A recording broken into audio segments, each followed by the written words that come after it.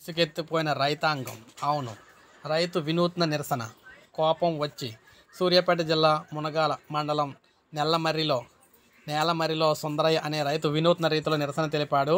SRSP నీళ్లు రాక ఎండిన పంట పొలాన్ని చూపిస్తూ తన ద్విచక్ర వాహనంతో పొలంలో చక్కర్లు కొట్టాడు.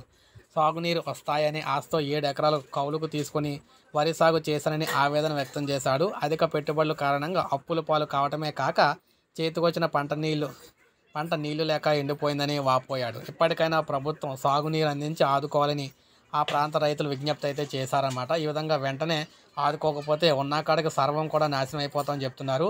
తెలంగాణలో రైతుల ఆవేదన అయితే ఈ విధంగా ఉందన్నమాట. ప్రభుత్వానికి తెలిసే విధంగా ఈ విధంగా నిరసన అయితే తెలియజేయడం అయితే జరిగింది. ఇప్పుడే మనకు అప్డేట్ అయితే వచ్చింది. ఒక లైక్ చేయండి, అందరికీ తెలిసింది. సబ్స్క్రైబ్ చేసుకోకపోతే మన ఛానల్ సబ్స్క్రైబ్ చేసుకొని ఫాలో అవుతానండి. ఎందుకంటే తెలంగాణ వ్యాప్తంగా రైతాంగం అందరూ కూడా తీవ్ర నిరాశలు అయితే ఉన్నారన్నమాట. వీరు ప్రభుత్వానికి వారి బాధ తెలిసేందుకు విధంగా ఇటీవల కాలంలో చూసుకుంటే రైతు బంధు కూడా అందరికీ కూడా ఫుల్గా రాకపోవడంతో మరింతగా అయితే తీవ్ర నిరాశలో ఉన్నామని చెప్పేసి ఈ విధంగా తెలియజేస్తూ ఉన్నారు.